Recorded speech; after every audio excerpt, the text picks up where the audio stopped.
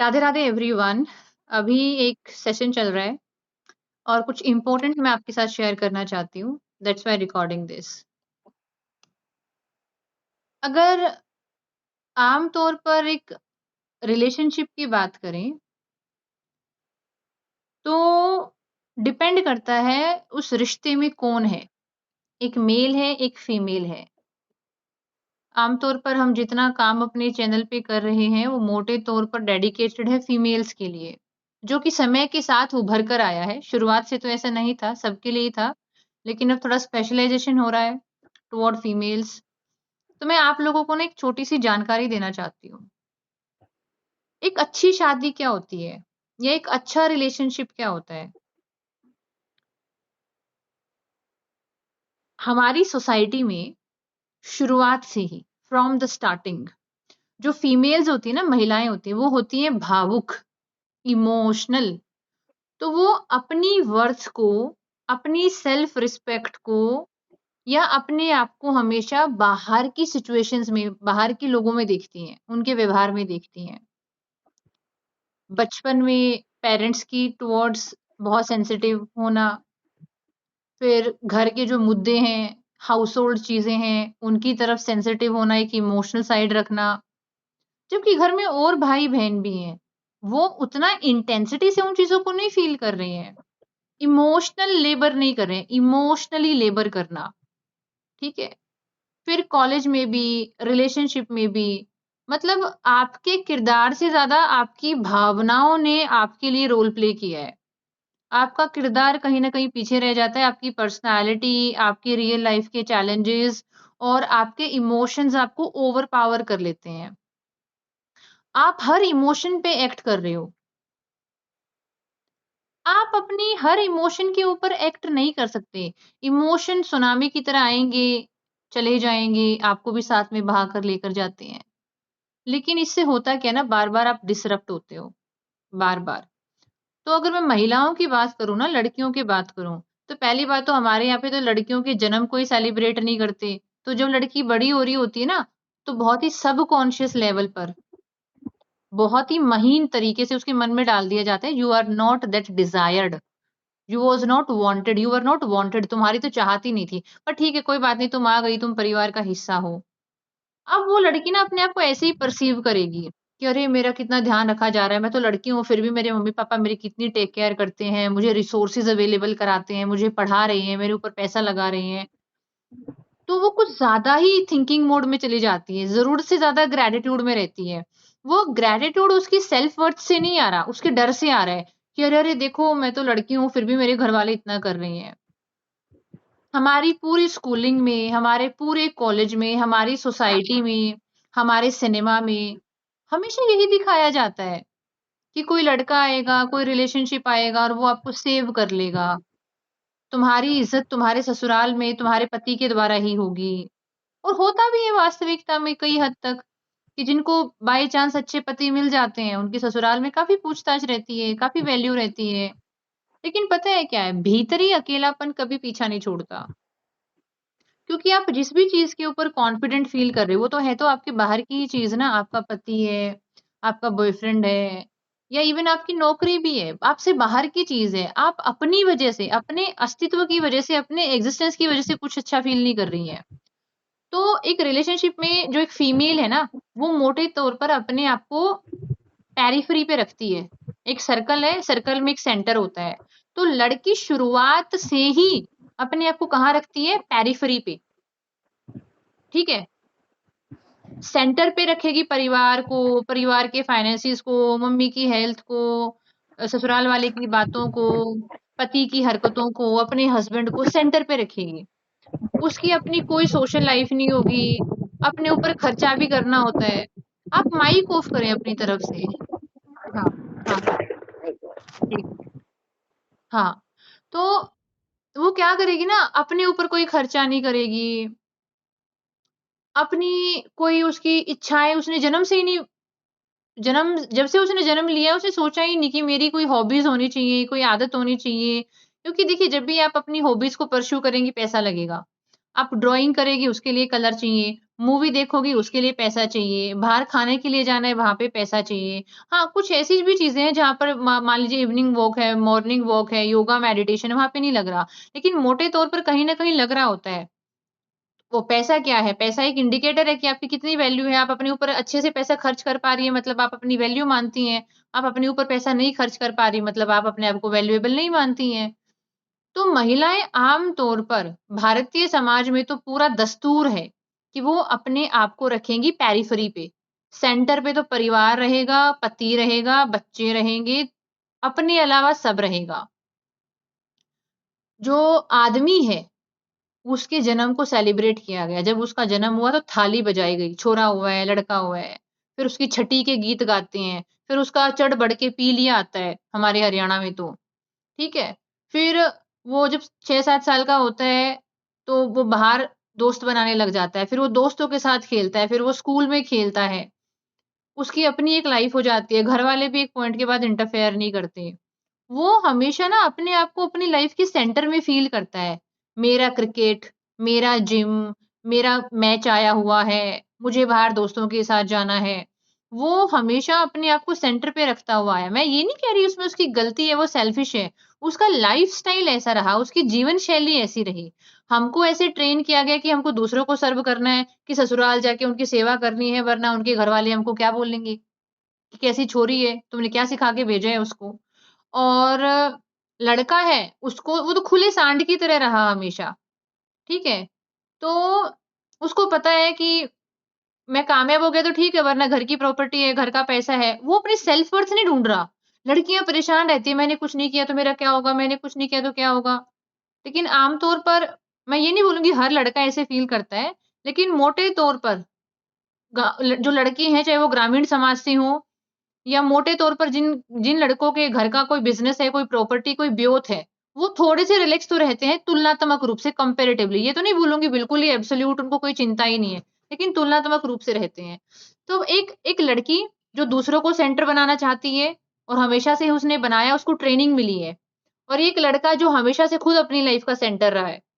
अब ये साथ आएँगी तो क्या होगा? लड़की हमेशा चेज़ करती रहेगी।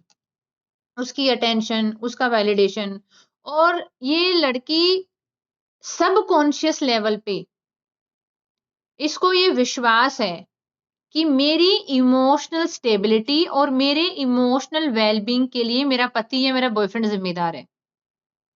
ये रॉन्ग बिलीफ है। No one is responsible for your emotional well-being. No one is responsible for your emotional stability. अगर तुम अपने आप में एक कंप्लीट इंडिविजुअल हो, if you are a complete individual तो जैसे तुमको अपने खाने-पीने का ध्यान रखना आता है, अपने सोने का ध्यान रखना आता है, अपने पैसे कमाने, खर्च करने का ध्यान रखना आता है, वैसे ही तुमको अपने इमोशंस का भी ध्यान रखना आना चाहिए। पहली बात तो ये है। तो वो इंसान, वो लड़की जो अपने आप को डेस्परेट पा रही है कि मुझे प्यार दो, मुझे वैल्यू दो, मुझे स्पेशल फ़ील कराओ, तुम मुझे फ़ील कराओ कि मैं तुम्हारी दुनिया हूँ और तुम्हारी दुनिया में सब कुछ मेरे अनुसार हो रहा है। वो यहाँ पे कमांडिंग पोज़ीशन में नहीं है। वो डेस्परेट है। मान लीजिए ये एक इक्वेशन है, ये एक इक्वेशन है, यहाँ पे लड़का, यहाँ पे लड़की है। इस इक्वेशन में लड़की कमज़ोर पोज़ीशन में है, बिकॉज़ वो वेटिंग एनर्जी में है। आप भी अपनी बॉडी में ऊपर से नीचे तक फ़ील कीजिए। आप वेटिंग एनर्जी में बैठिए कि बाहर से कोई ऊर्जा आए और वो आपसे बहुत सारी गहरी डीप इमोशनल बातें करे, आपको रिलैक्स करे और आपको ये फ़ील कराए कि आप उनकी लाइफ़ में बहुत इम्पोर्टेंट हैं। You are in waiting energy और ये वेट जितना ज़्यादा बढ़ता है, उतना आपके भीतर इम्पेशंस इकट्ठा हो जाता है, कि भई कब होगा, कब होगा, कब होगा? आप वेटिंग एनर्जी में भी हैं और आप अवेलेबल एनर्जी में भी हैं। आप अपने आप को अवेलेबल बनाए हुए हो, बैठी हुई हो। अगर आपकी 2 दिन की छुट्टी है, 3 दिन की छुट्टी है, आपने अपने आप को अवेलेबल कराया हुआ है कि ये बंदा अब नहीं तो थोड़ी देर में आएगा, 2 घंटे में आएगा, दोपहर में नहीं आया तो शाम में आएगा, शाम में नहीं तो रात में आएगा। And we will talk some about serious issues हम कुछ डीप इमोशनल टॉक करेंगे लाइफ की कुछ सीरियस चीजों को डिस्कस करेंगे and then I will finally feel कि मेरी लाइफ में कोई इंपॉर्टेंस है और ये मेरा सच में पार्टनर है हो क्या रहा है ना आप एक तो वेटिंग एनर्जी में हो ऊपर से आपने अपने आप को अवेलेबल किया हुआ है बहुत ज़्यादा, अवेलेबल एनर्जी में बैठे हो। तो ना इस वाली ऊर्जा में ना इंसान परेशान हो जाता है, क्योंकि आप एंग्ज़ियस हो यहाँ पर, लगातार एंग्ज़ायटी बढ़ रही है। जैसे-जैसे टाइम बढ़ रहा है, एंग्ज़ायटी बढ़ रही है। आज भी 1 महीना हो गया, 2 महीना हो गया, लाइफ़ के सीरियस इश्यूज़ के बारे में बात नहीं हो रही। 2 महीने हो गए, 4 महीने हो गए, कोई स्टेप नहीं लिया जा रहा, कोई डिसीज़न मेकिंग नहीं हो रही। यानी आपके पास अपनी एजेंसी नहीं है, आपके पास अपनी डिसीज़न मेकिंग पावर नहीं है। आपने अपने सारे अधिकार त्याग दिए हैं, कि मैं मेरा जीवन मेरे अनुसार चलाऊँगी या चलाऊँगा। तो होता क्या है ना ऐसी सिचुएशन में, वो इंसान हमेशा परेशान रहेगा जो वेटिंग एनर्जी में है, जो इंतज़ार कर रहा है चूज़ किए जाने का कि कोई बाहर से आए और मुझे चूज़ करे, कोई बाहर से आए और मुझे इम्पोर्टेंट फ़ील कराए, कोई बाहर से आए और मुझे इश्क, मोहब्बत और सुकून दे। वो हमेशा परेशान रहेगा, क्योंकि इस रिश्ते में वो वीक पोज़ीशन में है। वो कंट्रोलिंग एजेंट नहीं है, वो दूसरों को कंट्रोल नहीं कर रहा है। वो खुद कंट्रोल होना चाह रहा है कि कोई आए और मुझे कंट्रोल कर ले, so that I feel important. तो होना क्या चाहिए? अच्छा, दूसरे वाले इंसान को डेस्परेशन है नहीं उतनी, क्यों नहीं है? भाई वो शुरू से ही अपनी लाइफ़ का सेंटर रहा है। उसकी उसकी जो इमोशनल रिक्वायरमेंट है वो इतनी डीपर नहीं है, ठीक है? कई बार ना हीलिंग का मतलब होता है किसी इंसान की लिमिटेशन को जान लेना। हर इंसान की एक लिमिटेशन होती है। हर इंसान एक पैकेज में आता है। मतलब आप जब भी किसी इंसान को चूज़ करोगे ना as a partner, as a friend, उसमें 4 चीज़ें पॉज़िटिव होंगी, 3 चीज़ें नेगेटिव होंगी। किसी में 4 चीज़ें नेगेटिव होंगी, 2 चीज़ें पॉज़िटिव होंगी। हो सकता है वो बात करने में बहुत अच्छा हो, फाइनेंसेस को मैनेज करने में बहुत अच्छा हो, लेकिन उसे इमोशनल टॉक नहीं होती है। हो सकता है कोई इंसान बिस्तर में बहुत अच्छा हो, लेकिन रियल लाइफ़ में उससे ना कोई फाइनेंशियल डिसीज़न मेकिंग होती है, ना उसको फैमिली में कैसे कंडक्ट करना है वो नहीं पता उसको। हो सकता है कोई इंसान पैसा बहुत अच्छा छाप रहा हो, करियर में बहुत अच्छा हो, बिहेवियर भी बहुत अच्छा करता हो, लेकिन वो अपने पर्सन के लिए सेक्सुअली अवेलेबल नहीं है, सैटिस्फाई नहीं कर पाता है वो। तो उसका जो सामने वाला पार्टनर है वो फिर डेस्परेट रहता है, क्योंकि वो सैटिस्फाइड नहीं फ़ील कर पाता, उसको लगता नहीं उसको वहाँ देखा गया है, फ़ील किया गया है, महसूस किया गया है। कुछ बेड में बहुत अच्छे हो जाएँगे, लेकिन फैमिली लेवल पे बहुत अब्यूसिव होंगे, बहुत नार्सिसिस्ट होंगे। तो एक हेल्दी इंडिविजुअल आपको आम तौर पर कम ही लोग मिलेंगे, कि क्योंकि कम क्यों मिलेंगे? क्योंकि एक हेल्दी इंडिविजुअल बनने के लिए हर इंसान को अपने ऊपर साइकोलॉजिकल काम करना पड़ता है। जैसे कि अभी मैं आपके बारे में बात करूँ, आप खूबसूरत हैं, आप पढ़ी-लिखी हैं, आप पैसा भी कमा लेती हैं, घर को मैनेज भी कर लेती हैं, अपने पार्टनर के लिए अवेलेबल हैं, बट आप अपने खुद के इमोशंस को रेगुलेट नहीं कर पाती।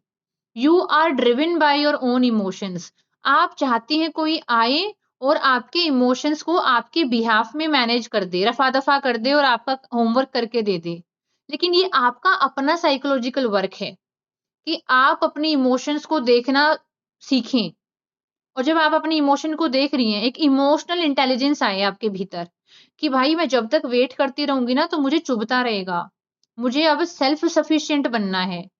अपनी हर फीलिंग के ऊपर मुझे एक्ट नहीं करना है। अपनी हर फीलिंग को लेकर मुझे एनालाइसिस नहीं करना है। और ये समझ मुझे विकसित कर लेनी है कि मैं किसी का प्यार कमा नहीं सकती। मैं किसी को फ़ोर्स नहीं कर सकती कि वो मेरे को वैल्यू करे। वो तो उसकी मर्ज़ी है। और इवन अगर मैं समझदार हूँ, तो मैं तो ये भी एनालाइज़ नहीं करूँगी कि उसकी मर्ज़ी क्या है। वो डिसीज़न मेकिंग किस आधार पे करता है। अगर वो मुझे छोड़कर किसी और महिला का चयन करता है, तो उसने कौन से पैरामीटर्स के आधार पर किसी और महिला को चुना? क्यों चुना? उस महिला को चुन के इसको क्या सैटिस्फैक्शन मिला? मेरा काम नहीं है ये एनालाइज़ करना, मैं गलत दिशा में जा रही हूँ। उसकी लाइफ़ है, उसकी ज़िंदगी उसकी है, मेरी मेरी है, ठीक है? तो जब आप अपनी लाइफ़ में अपनी इमोशनल इंडिपेंडेंस खुद बनाते हो, कार्व आउट करते हो, एक टेरिटरी बनाते हो अपनी कि भई ये मेरी इमोशनल इंडिपेंडेंस है। इसमें होता क्या है ना, इसमें होता क्या है इस प्रोसेस में, अगर आपको ये समझ में आने लगे, समझ में आ रहा है कि यार मैं जब अवेलेबल एनर्जी में बैठती हूँ, वेटिंग एनर्जी में बैठती हूँ, तो मेरी तो आत्मा मेरे शरीर से निकल जाती है, मुझे इतना दर्द होता है, ठीक है? और सामने वाला इंसान समझता ही नहीं है इस बात को, भी मैं वेट कर रही हूँ, समझे जाने का, प्यार किए जाने का, मैं अवेलेबल बैठी हूँ खुद को करके और मैं मुझे नीड है इस चीज़ की, मैं मर रही हूँ इस चीज़ के लिए। मैं मरना नहीं चाहती, मैं उस अब दोबारा से उस लूप में नहीं जाना चाहती, मैं सफिशिएंट हूँ। तो मुझे ना हम जब हमें कोई प्यार करता है हमको अच्छा क्यों लगता है? क्योंकि हमको वांटेड फ़ील होता है कि हमें चाहा गया है। हमको लिसन्ड फ़ील होता है कि हमको सुना गया, हमको हर्ट किया गया है, ठीक है? तो क्या वो इमोशन हम खुद को नहीं दे सकते? कि हम खुद को ये बोले कि हम खुद को सुनें, हम खुद को चाहें, हम खुद को चूज़ करें, हर दिन चूज़ करें, जो हमारा करने का मन है, वो करें। जो चीज़ें हमको ड्रेन करती हैं, जो चीज़ें हमको अंदर से खाली करती हैं, उनसे हम एक डिस्टेंस बना लें, कि नहीं यार ये चीज़ ना मेरे लिए काम नहीं करती है। ये तो मेरी पूरी एनर्जी को चूस के फेंक देती है और मैं दोबारा से उस ज़मीन पे अपने आप को गिरा हुआ पाती हूँ और वहाँ से खुद को उठाना बहुत मुश्किल काम लगता है मुझे, तो मुझे उस चीज़ में जाना ही नहीं है। तो अब होगा क्या? जब कोई महिला या कोई पुरुष मतलब जो भी रिश्ते में अपने आप को कमज़ोर पाता है, होता क्या है ये एक बार्गेनिंग होती है, सबकॉन्शियस लेवल पे, कि जब आप अवेलेबल हो, जब सर्दियों में बहुत ही गाजर-गाजर है, तो गाजर का भाव ₹10 किलो, ₹20 किलो हो जाता है क्योंकि अवेलेबल ही इतनी है। लेकिन वही गाजर आपको जून के महीने में ₹50 किलो या ₹100 किलो मिल सकती है, क्योंकि अवेलेबिलिटी है। वैसे ही ह्यूमन इमोशंस भी कितने अवेलेबल हैं और कितने अवेलेबल नहीं हैं, उनकी बार्गेनिंग वैसे ही डिसाइड होती है। तो जब आपको ये समझ में आने लगे कि प्यार किसी का हम कमा नहीं सकते, अटेंशन हम किसी की फ़ोर्स नहीं कर सकते कि हमारे ऊपर आए और वो एक इंडिविजुअल है, उसकी अपनी लाइफ़ है, हम उसको गुलाम नहीं बना सकते, हमने किसी कागज़ पे साइन नहीं करवाया हुआ कि वो हमको ही चूज़ करेगा। इवन वो ज़बरदस्ती साइन कर भी देगा कि मैं तुमको ही चूज़ करूँगा, उसके भीतर उसको ऑटोमैटिकली कुछ फ़ील हो रहा है, उसके भीतर कुछ ऑटोमैटिक लेवल पे चुल है, जो उसको बाहर लेके जा रही है। जो उसे वो दारू पिलवाना हो, चाहे वो किसी बाहर के रिश्ते में जाना हो, फाइनेंशियल मिसमैनेजमेंट करना हो, उसके भीतर कुछ पैदा हो रहा है। भीतरी चीज़ों को कैसे बदल सकते हैं हम? हम किसी के भीतर क्या घटना घट रही है, वो तो नहीं बदल सकते ना। तो जहाँ पर हमको हमारी लिमिटेशन समझ में आ गई कि हम यहाँ कुछ कंट्रोल नहीं कर सकते, तो जिस इंसान को ये समझ आ जाता है, देखिए ये समझ आना बहुत मुश्किल चीज़ है, महँगी चीज़ है।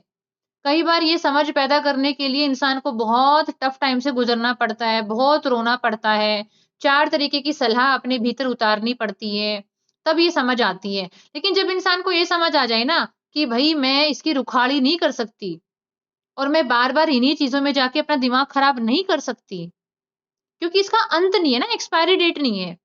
मान लो किसी चीज़ की एक्सपायरी डेट अभी 6 महीने ही है, फिर तो सब ठीक हो जाएगा। तो मैं 6 महीने में 18 महीने जी लूँगी, मैं रात में सोऊँगी भी नहीं। मैं चेक ही करती रहूँगी, लेकिन एक्सपायरी डेट तो है नहीं इस बिहेवियर की। तो इसीलिए जब आपको ये पता लग जाता है ना कि ये चीज़ मेरे कंट्रोल में नहीं है, तो फिर आपके भीतर नेचुरली एक सरेंडर वाली फीलिंग आती है कि यार मैं I respect my side of love, मैं अपने प्यार की इज़्ज़त करती हूँ, मेरे भीतर प्यार है मैं जानती हूँ, मैं वैल्यू करती हूँ मैं जानती हूँ। लेकिन यार अब मेरा प्यार और मेरी वैल्यू सामने वाले इंसान की बिहेवियर पे डिपेंड नहीं करती है। क्योंकि अगर उसके बिहेवियर पे डिपेंड करती तो वो आज से 2 साल पहले ही प्यार खत्म हो जाता। हुआ तो नहीं ना, उसने तो हद तरीके से गंदा बिहेव किया है, बदतमीज़ बिहेव किया है, मर्यादाओं को तोड़ा है। उसका गंदा बिहेव करने से अगर मेरे इमोशन मर जाते, तो वो तो 2 साल पहले ही मर जाते, लेकिन वो तो नहीं मरे।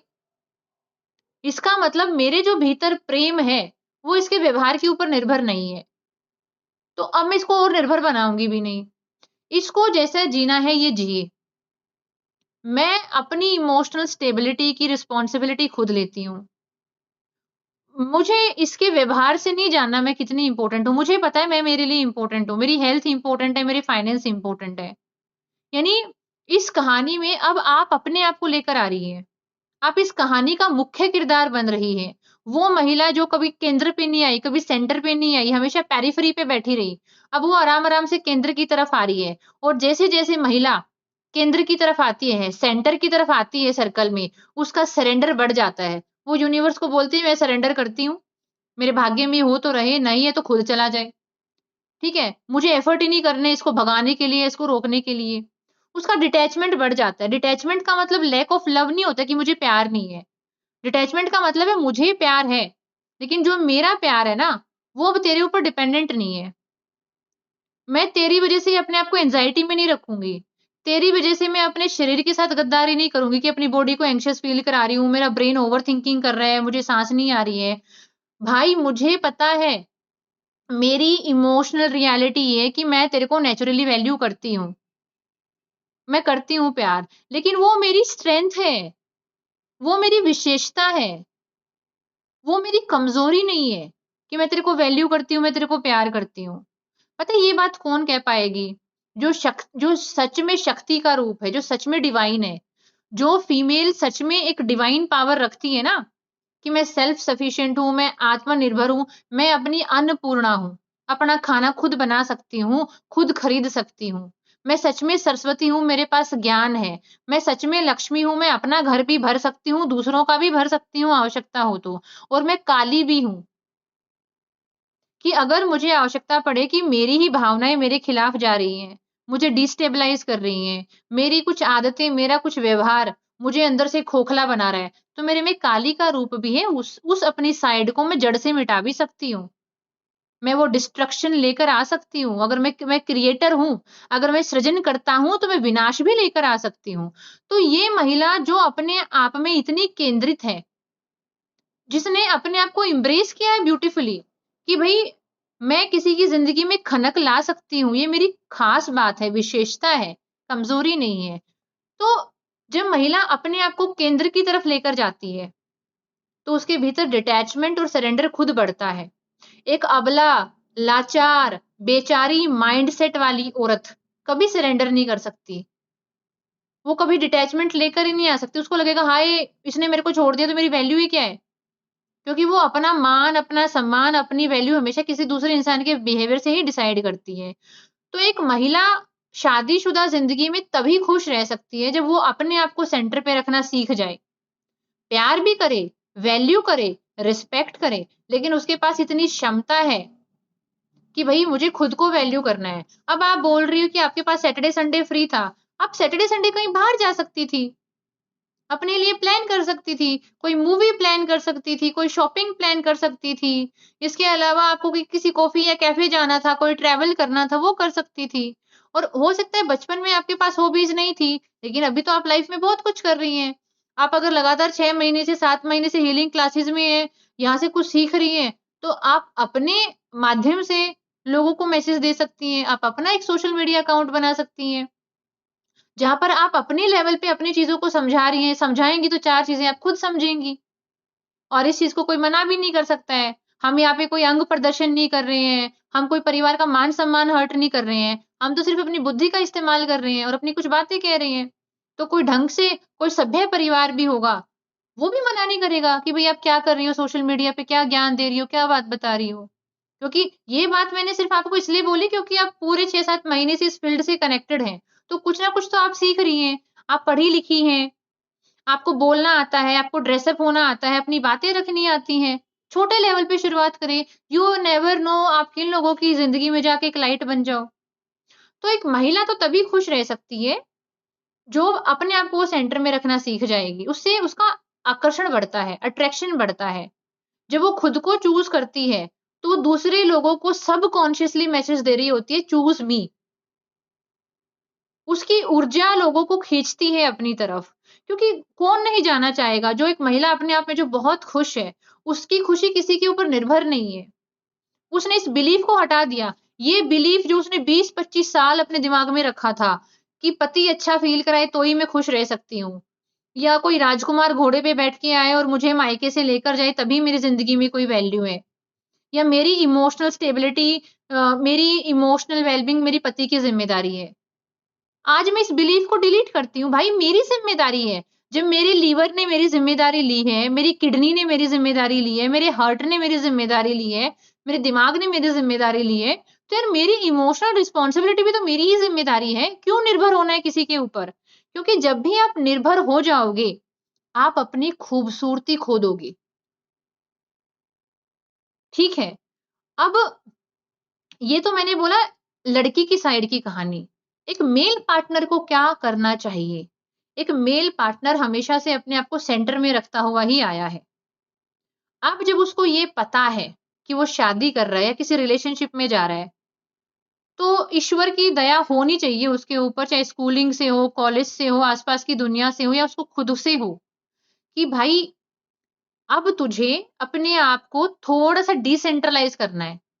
अपने आप को थोड़ा-सा केंद्र से हटाना है। तू हमेशा अपने आप को सेंटर पे रखता हुआ आया है, लेकिन क्योंकि एक तू पार्टनर अपनी लाइफ में लेकर आ रहा है, तो तुझे उसको इम्पोर्टेंस देनी है, सो दैट वो अपने आप को तुम्हारी लाइफ का हिस्सा समझ पाए।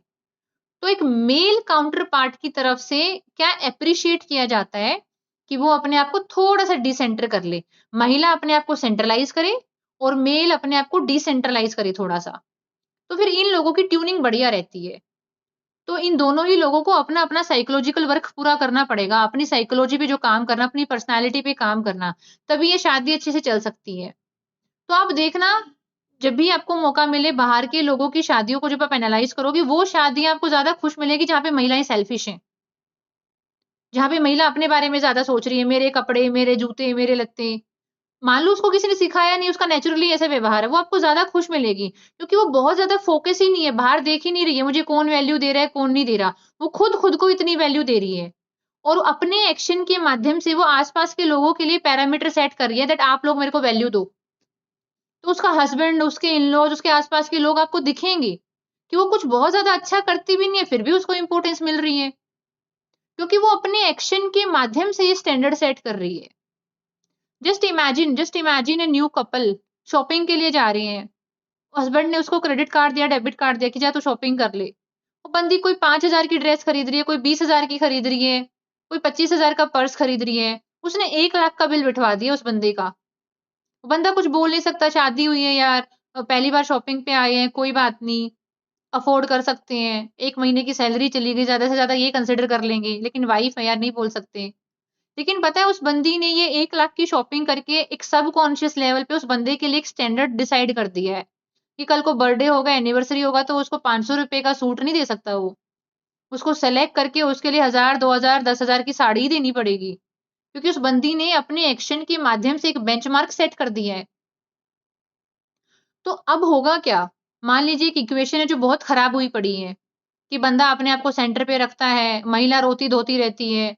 रोना-धोना तो आपके चार्म को और आपके अट्रैक्शन को खराब कर देता है।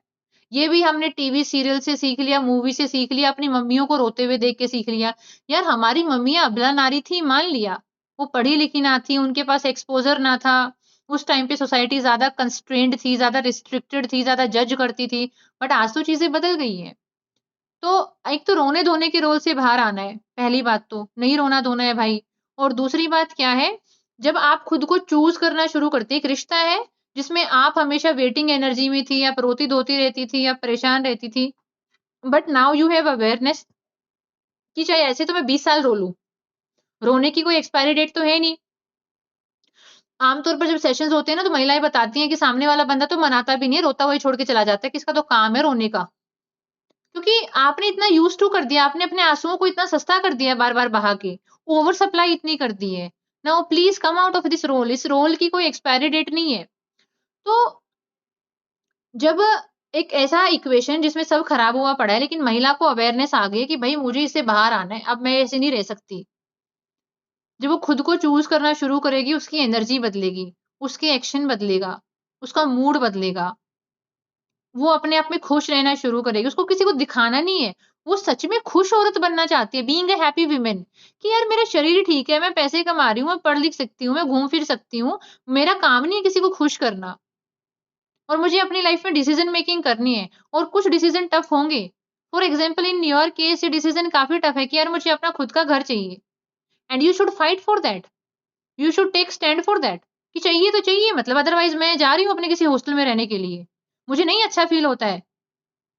मतलब जो जो महिला अपने आप को सेंटर पे रखना सीख जाती है, उसका डर भी मर जाता है। डिटैचमेंट बढ़ेगा, दूसरे के एक्शन से फ़र्क नहीं पड़ रहा, सरेंडर बढ़ गया कि ज़िंदगी खुद देख लेगी, भई हर चीज़ की ज़िम्मेदारी मैं नहीं ले सकती, उसका डर भी निकल जाता है।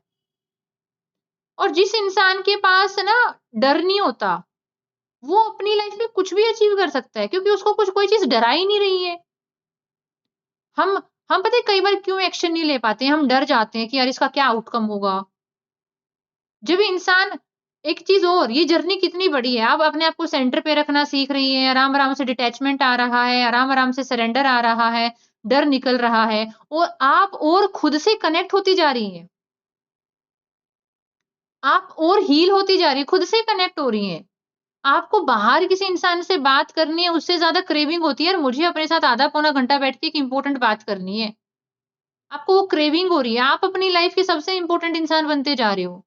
अब जो भी आप फैसले लोगे, अगर एक आप अपने आप से कनेक्टेड हो, आपके भीतर सरेंडर आ चुका है, आपके भीतर डिटैचमेंट आ चुका है।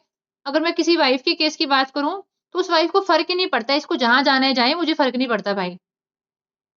वो कंसर्न्ड ही नहीं है कि वो किससे मिल रहा है, वो किसके साथ सो रहा है, वो किसके ऊपर पैसा खर्च कर रहा है। She is not even concerned about him.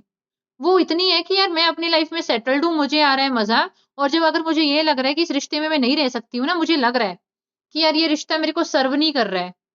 इस रिश्ते में मेरी प्रेज़ेंस की वैल्यू नहीं है और मुझे मज़ा नहीं आ रहा और मैं डिटैच हो चुकी हूँ, मुझे इस बंदे से फ़र्क भी नहीं पड़ रहा। अब मैं इससे अलग होना चाहती हूँ। तो मेरे को लगता है किसी महिला को किसी इंसान से जब अलग होना चाहिए, कि जब उसके भीतर पूरे तरीके से डिटैचमेंट आ गया है।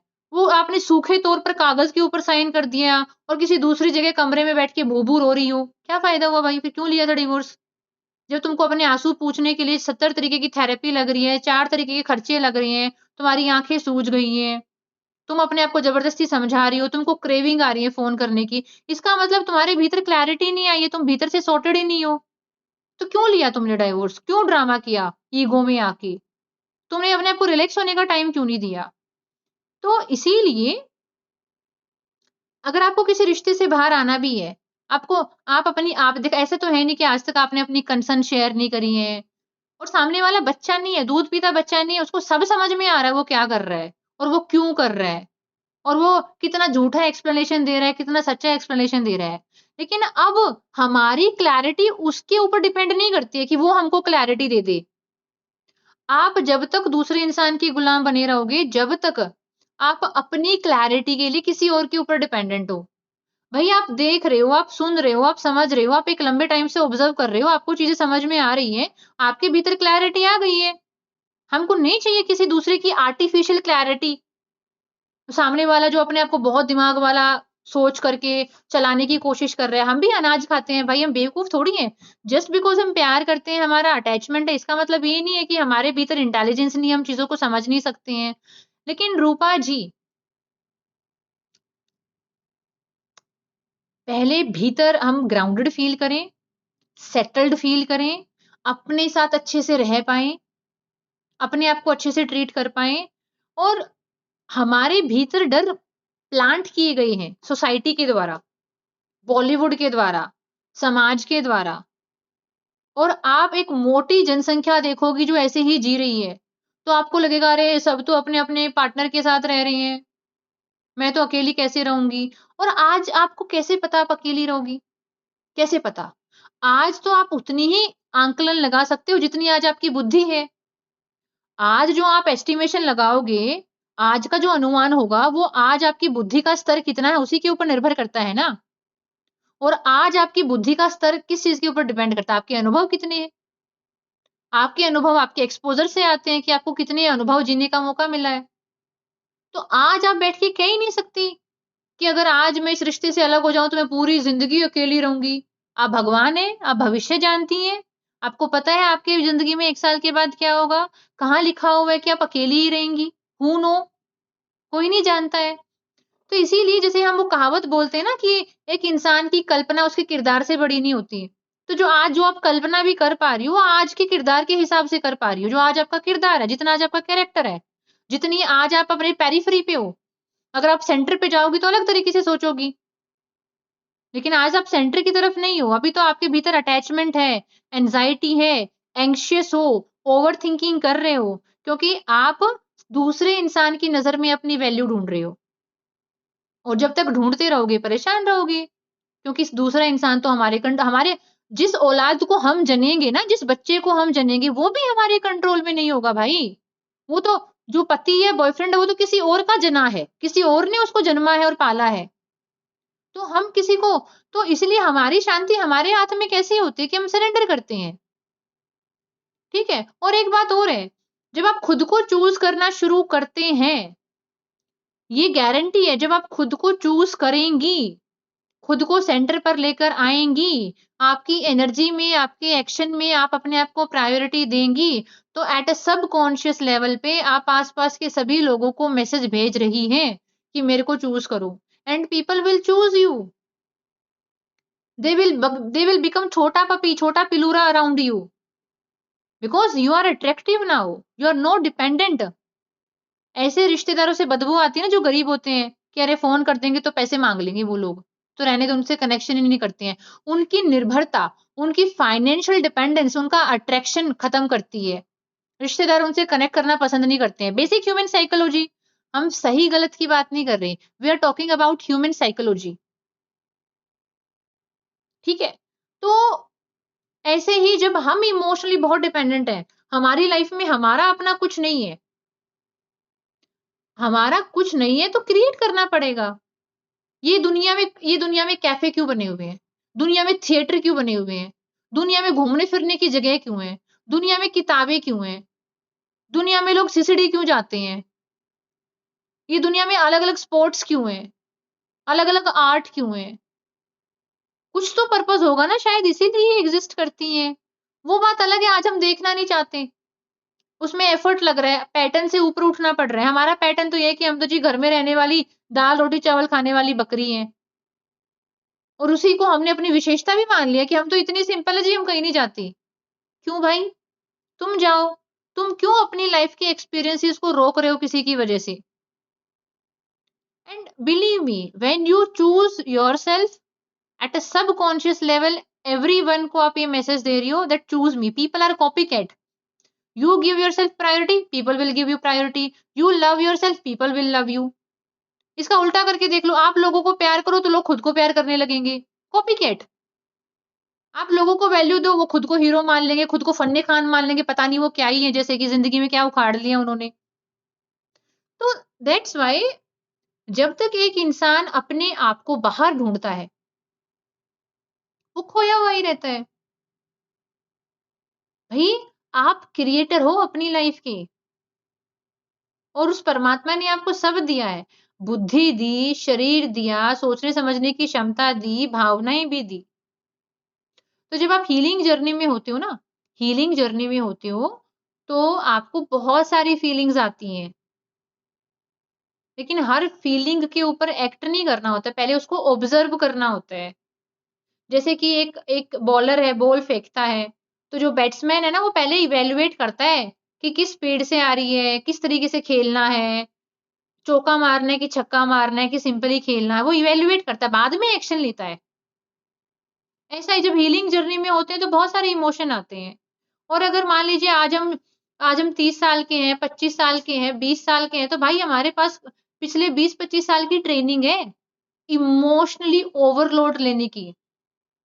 वो 6 महीने में नहीं बदलेगी, टाइम लगेगा उसमें। क्योंकि अल्टीमेटली एक बाहर का मेंटोर या एक बाहर की क्लास आपको माहौल दे सकती है, लेकिन जीना तो आपको उसे खुद है अपने लेवल पे। आप कितना जी रहे हो, कितना एनालाइज़ कर रहे हो and in your journey this is the time जब आप अपने लिए छोटे-छोटे एक्शन लेना शुरू करो। आप अपने डर को खत्म करो। एक डायरी मेंटेन करना जिसमें आप अपने डर के बारे में लिख रहे हो और एक-एक करके उस डर से बाहर निकलना। अगर आपको लग रहा है कि घर में रह के मुझे ड्रेनिंग लग रहा है, अपने लिए टाइम नहीं मिल पा रहा मेरे को, तो उसके लिए डिसीज़न मेकिंग करना। आपको अगर पता है कि आप ठीक हैं, आप सोशली ठीक हैं, आप पॉलिटिकली ठीक हैं, आप मॉरली ठीक हैं, फैमिली वाइज़ ठीक हैं, सबसे ज़्यादा आप अपने लिए ठीक हैं, तो वो डिसीज़न लो।